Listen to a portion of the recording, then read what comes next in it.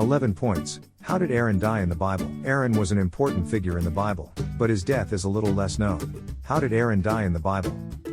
Many people assume that he died when Israel entered the Promised Land, but that's not actually what happened. In this blog post, we will explore Aaron's death and what caused it. We will also take a look at the golden calf incident and see how it played into his death.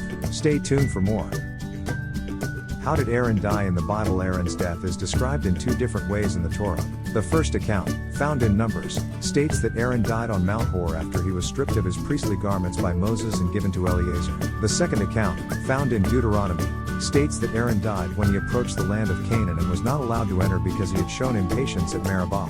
Aaron's death in the Bible, version Old Testament, Torah. Aaron, the brother of Moses, played a key role in the Exodus story. As the high priest of Israel, he was responsible for leading the people in worship and for caring for the Ark of the Covenant. He also stood with Moses as he confronted Pharaoh and led the people out of slavery. Aaron's death is recorded in Numbers 20:23-29. After the people complained about the lack of water in the waters of Meribah, God instructed Moses to speak to a rock, and water would flow from it. But in his frustration with the people, Moses struck the rock twice. Because of this act of disobedience, God told Aaron that he would not be allowed to enter the Promised Land. Instead, he would die in the wilderness. Aaron died on Mount Hor, the top of the mountain, top of Mount Hor, at the age of 123. His son Eleazar took over as high priest. Aaron's death was a significant event in Israel's history, and it teaches us an important lesson about obedience to God. The Israelite community bewails him 30 days. Where did Aaron die? Mount Hor, on a mountain outside Israel because of his unfaithfulness to the Lord. Aaron did not enter the Promised Land because he rebelled against God's directions. God told Moses, and God instructed Moses in directing the children of Israel. Check out Amazon's educational resources on the first high priest in the Bible. Aaron's family in the Bible. Aaron was Moses' brother. The Aaronic family is an important one in the Bible. Levi had 3 sons, Kohath, Merari, and Aaron. Aaron's wife was Elisheba, and they had 4 sons, Nadab, Abihu, Eleazar, and Itamar. Nadab and Abihu died when they offered strange fire before the Lord. Aaron's 2 remaining sons were Eleazar and Itamar. Eleazar became the high priest after his father died. Itamar assisted him in his duties. The descendants of Aaron were set apart as priests to serve in the tabernacle.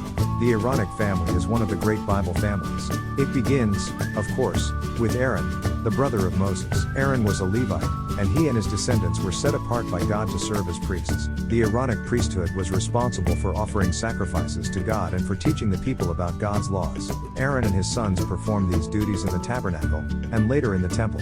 The Aaronic family also played an important role in the history of Israel. For example, it was Aaron's sons who led the people in worship when they built the golden calf at Mount Sinai. Aaron's high priesthood in the Bible. The Aaronic priesthood is a priesthood that was established by God in the Old Testament. The word Aaronic comes from the name of Aaron, who was the first high priest. The Aaronic priesthood is also sometimes called the Levitical priesthood because it was given to the tribe of Levi. The main duty of the Aaronic priests was to offer sacrifices to God. They were also responsible for teaching the people about God's laws and for taking care of the tabernacle, which was the place where God's presence dwelt. In the Hebrew Bible, in the land of Israel, the death of Moses and the death of Aaron affected the whole congregation. The Aaronic priesthood continued until the time of Christ. When Christ died on the cross, he became our new high priest. His death fulfilled the need for all future sacrifices. Because of this, the Aaronic priesthood is no longer relevant today. However, its importance in history cannot be overstated. It was through the Aaronic priesthood that God established his covenant with his people. And it was through the Aaronic priesthood that generations of people were able to approach God and receive his forgiveness. Aaron's conflicts in the Bible. Aaron's first major conflict is with his sister, Miriam. In Numbers 12, Miriam and Aaron speak against Moses because he had married a foreigner. As punishment, Miriam is struck with leprosy. After pleading with Moses on her behalf, Miriam is healed but must spend 7 days outside the camp before she can return. Aaron's second major conflict is with his sons, Nadab and Abihu.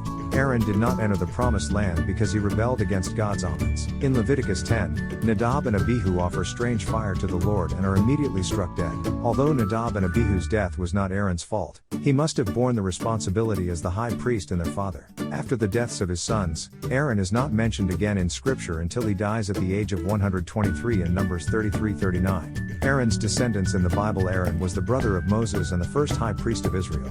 He was born into the tribe of Levi, and his descendants were set apart to serve in the tabernacle. The Aaronic priesthood continued to play an important role in Israelite worship even after the construction of the temple in Jerusalem. Aaron had 4 sons, Nadab, Abihu, Eleazar, and Itamar. Nadab and Abihu were struck down by God for offering unauthorized fire sacrifices. God bless Greg. Father, grandfather, minister, missionary, deacon, elder, author, welcome to our family. View all posts.